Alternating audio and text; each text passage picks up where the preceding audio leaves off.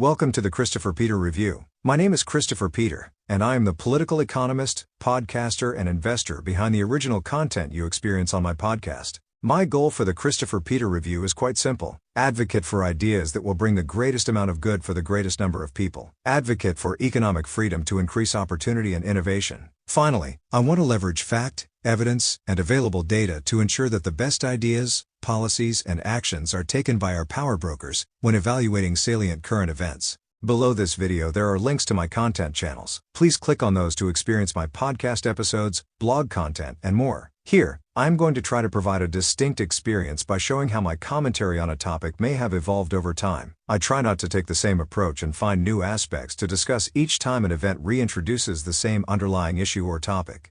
In this episode, I am discussing opportunity through how public policy changes may expand some opportunity, how innovation expanded opportunity, and how a pandemic altered how we seek opportunity in the new world. Please listen to the content below. Let us start off with my discussion about independent contracting and how it is an important source of economic freedom for many who prefer not to take part in the corporate environment. Many people want to be their own boss even if they do not have their own business. Here is my take. The idea behind economic freedom is that society should allow people to earn a living, support their households, or find satisfaction in professional achievement in a manner of their own choosing. Obviously, there needs to be some level of limitations or reasonable regulation. For instance, career paths involving violence, theft, or the sole purpose for harming others should not be permitted livelihood. Outside of pursuits that involve reckless violence or purposeful harm, people should be able to choose a path for their livelihood. The best person to determine one's needs is the person. People are unique and have personalized economic needs. Each worker has certain criteria that works for themselves and their households. Some are more focused on compensation, while others may need a more robust benefits package than income. People should have the freedom to pursue their own definition of happiness and self-determine their economic path. In the United States, we are blessed with a dynamic free market capitalist economy. A dynamic free market capitalist economy that affords us a wide range of opportunities. We enjoy a plethora of different career fields one can choose from. Job seekers can pursue a career in the public sector, working for different levels of government, either in public service, agency positions, or government services like education or extension of the government. Or one can seek a career in perpetual learning by choosing opportunities in academia in research or teaching. And there are opportunities in the private sector, working to bring goods and services to market that meet the needs of the people, whether those needs are current, future, or unknown. The private sector in America is very dynamic. People can work for corporations, contributing to a corporation's objectives and success. Also, we have the freedom to start our own businesses and bring new ideas to the market, or bring our versions to the market. Then there are some opportunities that are somewhat in the middle.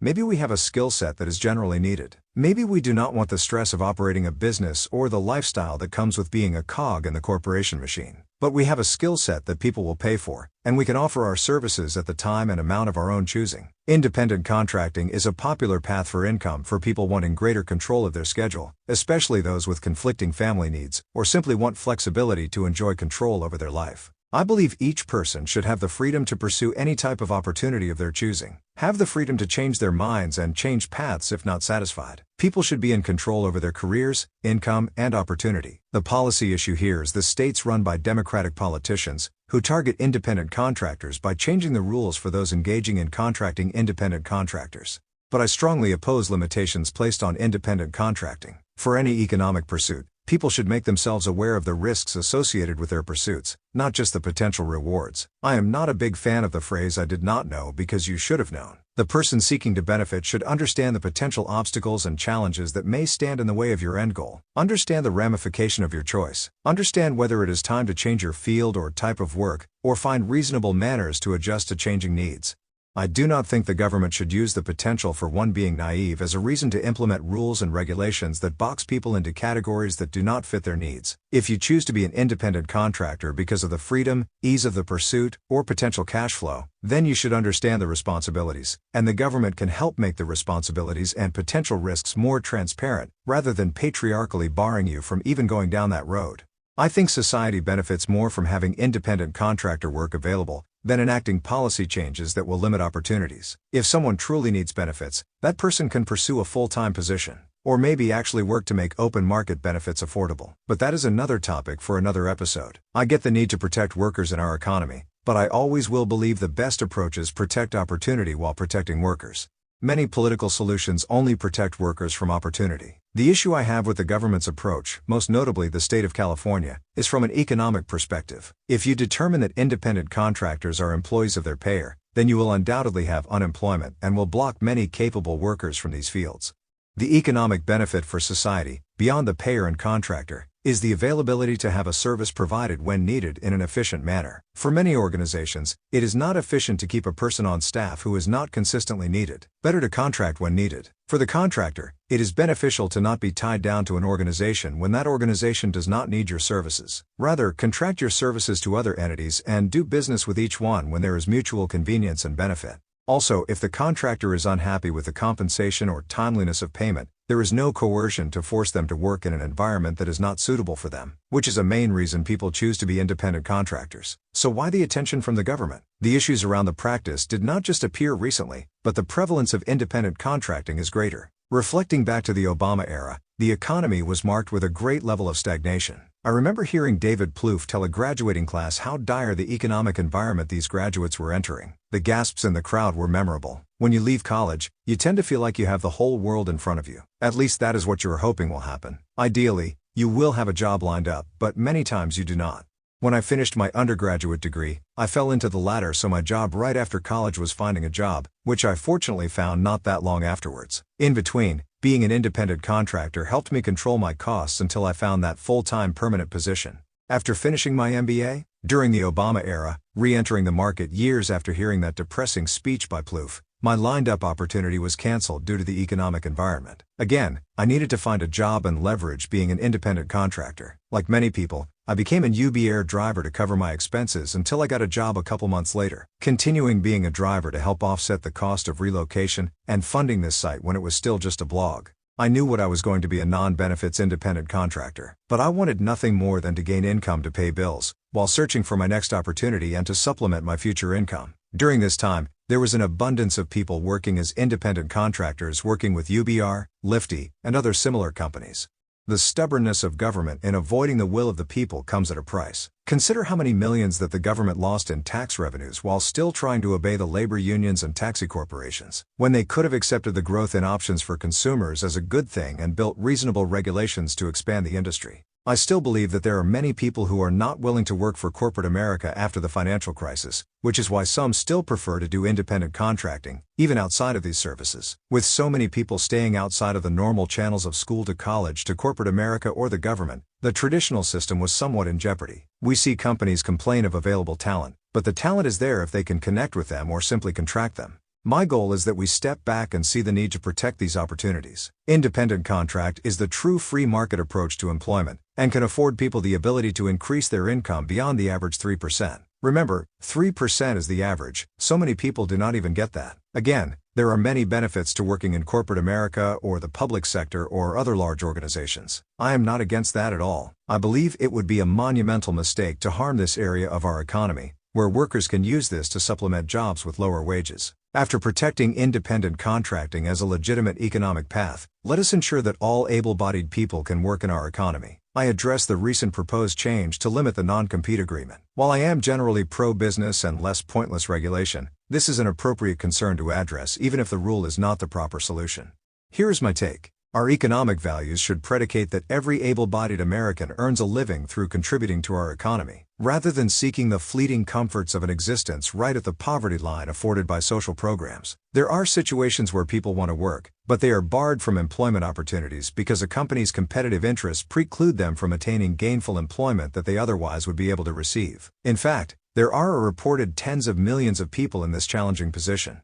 Recently, the Federal Trade Commission voted to ban the use of non-compete agreements, which prevent workers from employment in positions that could directly compete with the economic or business interests of the company or organization. The purpose of the non-compete agreement is to limit the economic harm or business risk associated with an employee that has exposure to information that is critical to the core operations or possess a skill set that can be a competitive advantage to another if they were poached by another company or decided to start their own business in the same space. For instance, a company may want you to sign this type of employment agreement if you worked on development of a critical product that is a featured brand of the organization, or if you knew the secret recipes and potentially could take them to another organization. Some people eventually lose the urge to work for others and decide to start something that they enjoy greater control of their work-life balance, production quality, and corporate values. Usually people will leverage what they know or skills that made them successful. For example, you may see long-term recruiters or consultants start their own agencies. Per the Federal Trade Commission, there are nearly 30 million workers impacted by non-compete agreements. As one could expect, many are probably in tech or consumer packaged goods, where they are involved with code creation or product development. When people decide to leave their places of employment,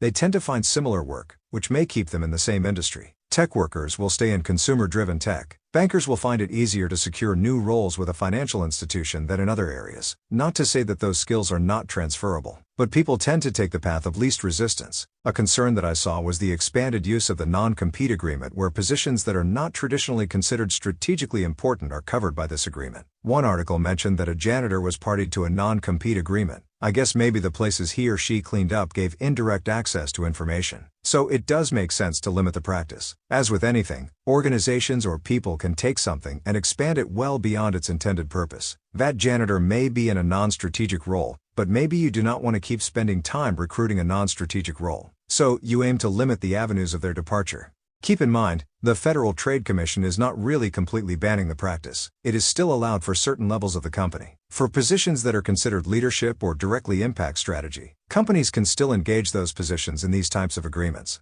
From the political standpoint, the effort is to bolster employment. I truly doubt the measure would have been taken if the employment numbers did not trend downward, and if the economic picture did not continue to deteriorate. When the economic picture changes in an election year, there is always some level of itch to do something that may change the narrative or the perception of the efficacy of the economic policy in place, like how they release oil from reserves instead of increasing domestic production. In this case, I do think it is reasonable to alter the approach here because the scope of what is competition can be too broad. I remember working for a distributor that was selling off the division I worked for. Those laid off signed a non-compete agreement in order to get a better severance package. Luckily for some of the clever ones laid off, if they accepted the layoff and then applied to the new company during the first 6 months, then they were not subject to a competitive situation because of the terms of acquisition, where both entities agreed to consider themselves partners during the transition. The goal of any economy is to have all available and able workers to work and contribute to society and their own interests, and many of these workers want to do just that. But these agreements provide a major roadblock to opportunities tailored to their skill set. Companies can still sign non-disclosure agreements, barring them from discussing their work, contributions, and details of projects and whatnot. This should be reasonable as long as they are not barred from listing the company as an employer relaying basic job duties. Understandably, companies are fighting the rule change, and there are valid reasons to try to reshape the rule. From their perspective, there are some organizations that could afford to influence a person in a staffer position, but may have great knowledge about the process and operations. Maybe the rule can be modified to where a company must provide greater detail about the need for a non-compete in the agreement, or disclose the requirement upfront when posting the position. This may be reasonable accommodation or change. We cannot have 30 million people on the sidelines. That is a significant percentage of our population. A major portion of our legal workers in America. They need to be allowed to work. The economic interests of a single corporation should not outsource the cost of living on the American taxpayers simply to protect private sector profits. I am generally on the pro-business side, and believe that growing the business community, including large, medium, and small businesses, is good for our economy and society. At the same time, I support freedom, including economic freedom, which leads me to stand against a company blocking someone from their ability to earn and pursue their personal economic vision, especially when the company determines the person is not valuable enough to remain employed with them. It is one thing if a person is seeking to leave a company specifically to pursue an opportunity with a competitor, then maybe one can see having a limited delay may be somewhat appropriate. But if a company is the terminating party, then the person should be able to move on with their careers. There may be some reasonable adjustments to protect competition and intellectual property rights, and maybe the timing could be better. Now, my discussion about the reality of work. The reason work is called work is because you have to exert more effort than you want to obtain compensation less than you genuinely want. But that is life. We work to provide a living for ourselves, our households, and to be able to live the lifestyle of our choosing. So here's my discussion about work, especially as remote work has become more of a staple. There is not much guaranteed in life, one being that change will occur often and unexpectedly at times. We must be willing and able to adapt to changing environments and see how we can influence how change plays out. Never been a fan of the idea that the past is much better than the present. The good old days argument. The reality is the past might not be good for all. The present might not be good for all. But many people who hold this sentiment demonstrate an inability to adapt to changing times. The only guarantee in life is change. Everything changes. How you manage change and cope with it can make all the difference. Technology advances how we live, how we work, and how society functions. People who adapt and embrace change like modern technology are the ones that will benefit. We always make excuses to hold on to the past. I hear many people speak of the preference of reading news through newspapers because of the smell and feel of the paper it is printed on, rather than embracing the access and efficiency of digital news. Many decry the imposition of rules and regulations put in place to ensure inclusion in the workplace, because they long for a time when people can speak freely, rather than realizing the need to make all feel welcome and free of stereotyping and biases. Not all change is easy or useful, but holding on to the past rather than defining our future is not the path forward. A perfect example of unexpected change in our society was the shift in how many Americans work due to the COVID-19 pandemic. In past content, I discussed how remote working is something that should be embraced, not just for safety against the COVID virus, but for the mental well-being of many workers. Our traditional view of work in America is that workers perform their duties under the watchful eye of a designated supervisor or manager. The future trajectory of one's career is dependent on the relationship between that manager and the employee. Set aside the impact of remote work related to the pandemic, but the normal peasantry labor system is subsiding in favor of contracts of convenience, as people are less loyal to employers and more open to testing the market early and often. The at-will employee relationship works both ways, where an employer can terminate an employee for any reason, and employees can terminate their relationship for any reason. Statistics commonly show that many people will improve their financial well-being through job change rather than groveling for raises. Not advocating for people to leave their jobs at any whim, but showing that the dynamic is changing, and rightfully so for the most part. There are still some organizational leaders that still hold on to the old dogma that many find troubling in this day and age. From the employer side, one can understand the difficulty turnover has on the quality of product or service, but the best way to avoid turnover is to compensate fairly and treat workers like assets, not an expense. Many forward-thinking organizations realize that, and reflect those new ideas in their benefits and work cultures. Some people want to take the relationship too far in the other direction. Ideally, work is still somewhat transactional, but in a respectful, collegial, and developmental manner. Employers should not be responsible for their personal choices, past mistakes, or life events. That is unreasonable.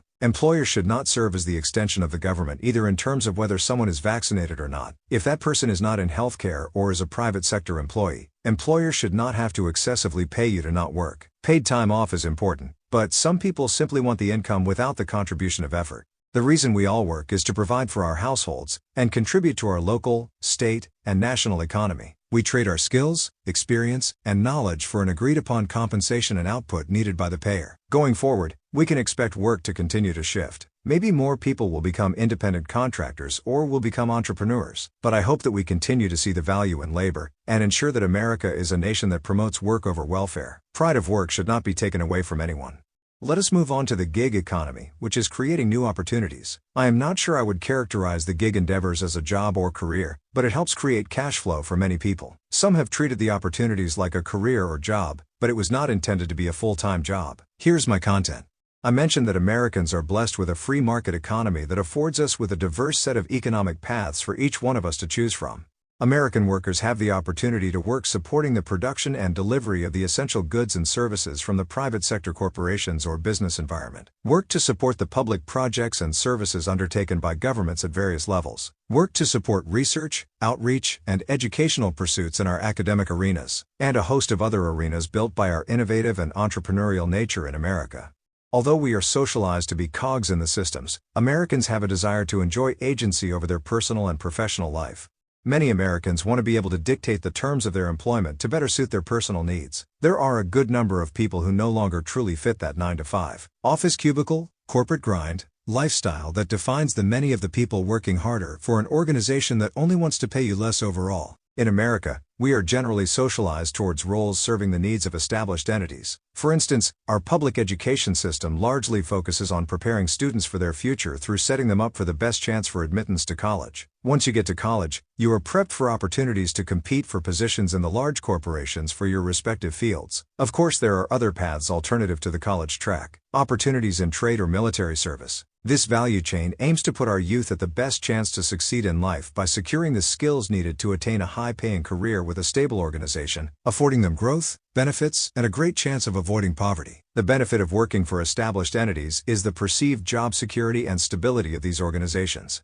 Serving in the military or working for the government provides someone with a clear path to entry level to retirement. Many corporations have a long history of stability, providing workers that maintain productivity and efficiency with a viable path from entry to retirement. Academia provides tenure, affording workers stability in the long term.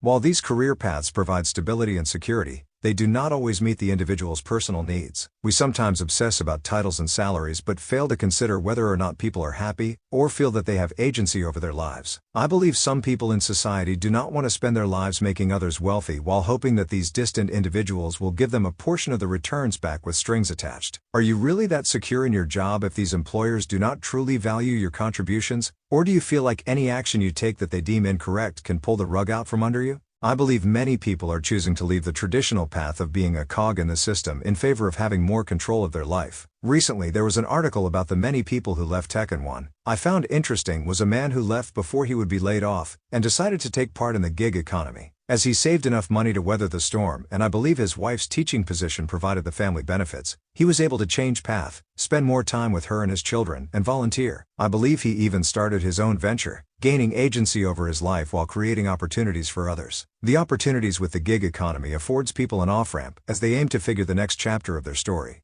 Nowadays, there are even more opportunities available to people who want to enjoy control and work when they want to. The gig economy is essentially just a modern version of independent contracting. There have always been independent contractors. Many people were cared for at one time or another by a babysitter, hiring someone to fix something in their home when the traditional services were too costly. Back in the day, independent contractors had to rely on word of mouth or newspaper advertisements. In the current age of technology, there are plenty of apps that connect independent contractors with people who need their services, affording more people the ability to earn income from this method, especially when the economy is stagnant, or if people simply just need to fill budget holes. As a former Uber driver, I did find the service useful to earn income on the side. Convenient to be able to log in and provide a couple rides when available. I never looked at it as something that should provide me benefits. It simply was a service that afforded me the opportunity to bolster my income on the side. I read every disclosure and disclaimer and terms and conditions, so I was highly aware of what I was getting into. The downside with independent contracting or gig economy is the need to purchase your own benefits on the open market and set aside retirement funds on your own. If I was doing it as a primary source of income over a longer period, I would need to project income streams needed to cover benefits, retirement, and potentially other things you get from your typical profession. At the time, Uber did not offer benefits packages, but as independent contractors, you should not really expect it.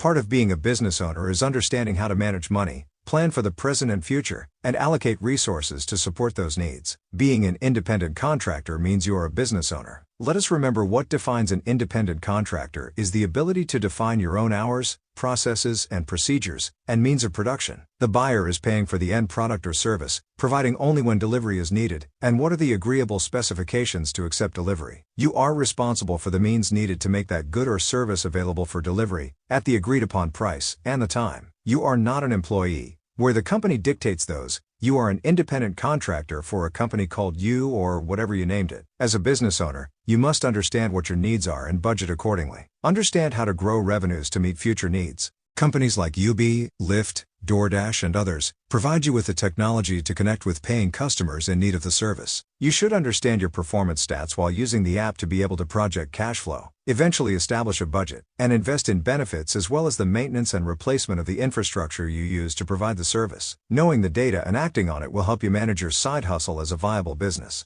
I believe the gig economy is an essential part of our American economy, and independent contracting is something that must be protected, not by making these individuals employees, but by allowing industries that provide benefits and services to offer products that affordably meet their needs. The push to make these individuals employees is driven by the desire to cover everyone under an insurance plan whether they currently need it or not, and to provide unions with opportunities to expand membership. But the push once again ignores what I think people like about the pursuit: not being a cog in the system, which makes them employees will do just that.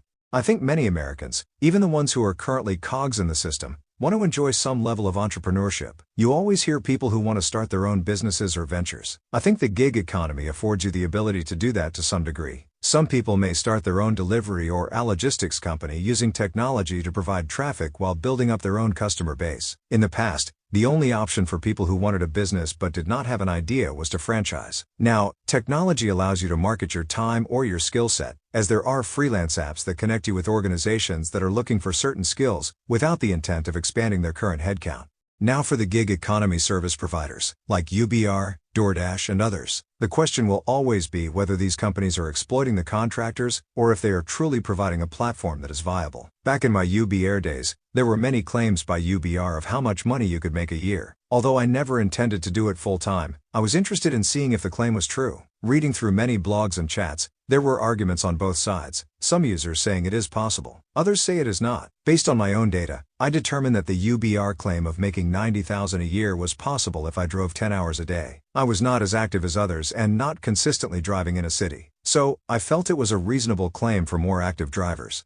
I believe the challenge for these companies will continue to be users wanting more compensation, or expecting it to be more than it was ever intended to be. There will always be people who want to make careers out of things intended for employment for youths or side hustle. But when you put out claims that a person can make nearly six figures, then there will be some who will have unreasonable expectations. From an investor perspective, you have to be concerned about the potential for a major increase in cost if the progressives have their way, and the courts do not intervene. Uber and Lyft have done an excellent job of winning on these issues, but I do think the appeal will always be there since people are more reliant on these services for tasks they no longer want to do. And I think services like Uber and Lyft have the potential to improve the mobility of the elderly, while reducing their need to drive themselves. I think there should be some programs geared to afford them reasonable services to allow them to not have to stress about driving. The gig economy is a net positive for society. Opportunity to supplement income or keep afloat during career changes or tough times.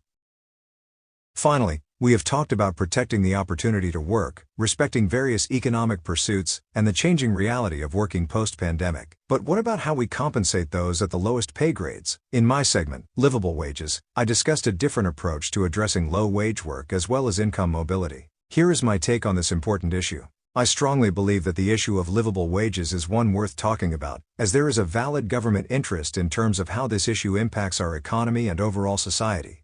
Protecting the living conditions of those who work but struggle to advance out of low-wage positions that fail to meet their needs is important. I believe we should be able to set aside our normal preconditioned responses to rethink livable wages. Maybe even set aside how we perceive the issue, and the framework used in the past to address it. Maybe we need to look at the issues outside of what we expect the government to do about it, and consider what other institutions can do to help.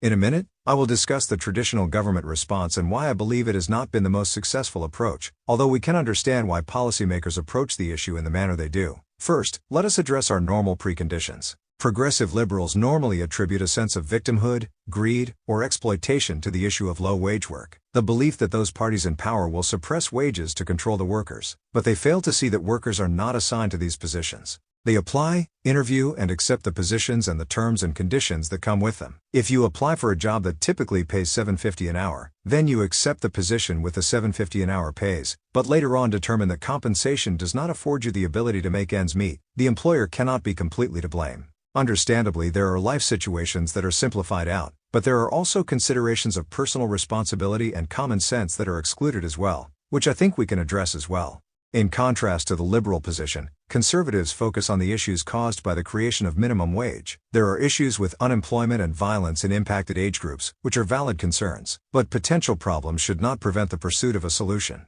Identifying potential problems can simply show what externalities need to be mitigated. When the government pulls data, determines that their analysis shows what the typical cost of living in society looks like, and identifies areas below the low end of their projection, the knee-jerk reaction is to simply pass a law that sets a price floor to the low end of their analysis. In theory, it means everyone will be at least able to afford housing, feed their family, and meet their most basic needs. There is nothing wrong with trying to afford people access to basic necessities. A wealthy nation can be compassionate. We now know that once the government does this, the increased cost to employers is passed on to customers and circulates throughout the economy. Compared to other costs employers face, labor is the easiest one to adjust. Spending more without the ability to offset the additional cost will lead anyone to figure out ways to reduce spending. Think of it as an equation. You can change the variables to rebalance the equation. Let's say you can afford to pay $1,500 an hour in labor. Say you employ 200 people, which would allow you to pay $7.50 an hour. Now the government tells you that you must raise the per-person hourly pay to $15 an hour. But you can still only pay $1,500 an hour total expense at your current revenue level. You have two choices. You can decide which 100 employees you are willing to pay $15 an hour to and which ones you will wish them all the best. While the remaining workers enjoy a higher wage, the feeling will dissipate as they realize the collective amount of work does not decrease. The other option is to pass on the additional cost to the customer, who will in turn continue the cycle. Yes, this is called inflation. We know that feeling. The hope would be that the potential loss in business would not inevitably lead you to reduce your staff as revenues decline. So, in this obviously oversimplified example, you end up with higher wages combined with higher workloads, increased unemployment, and inflation. The people still remain at the bottom of the wage ladder, but now there is less opportunity for transition, and with that inflation, your wages are no longer livable. Yes, the goalpost moved due to unintended consequences of public policy. So, you will still have the issue of livable wages, but political leaders can win elections by doing very little to solve the problem. The next class of leaders will double down on the same failed policies, and continue hoping the realized outcomes are not realized until they are no longer on the ballot. We have not considered the impact of unemployment related to crowding out. People are now attracted to positions not intended for them. This is why we see so many people working in fast food that attempt to raise a family on an income level meant for teenagers seeking to contribute to their households or develop basic work skills. You can tell whether an employee worked prior to graduating college. Their work ethics are considerably different. More are likely to be a self-starter, and there will be far less hand-holding. For those needing the income to contribute to their households, the increase in teen unemployment typically coincides with increases in crime in this group. If they cannot rely on the legal channels, they will find funds elsewhere. Also, is there fairness in having a national minimum wage? There are differences in the cost of living in states like New York, California, and New Jersey compared to Idaho or Alabama. If you are going to have a price floor, it should be considerate of local economic conditions. The government has a valid interest but might not be the best source for a solution to improving livable wages.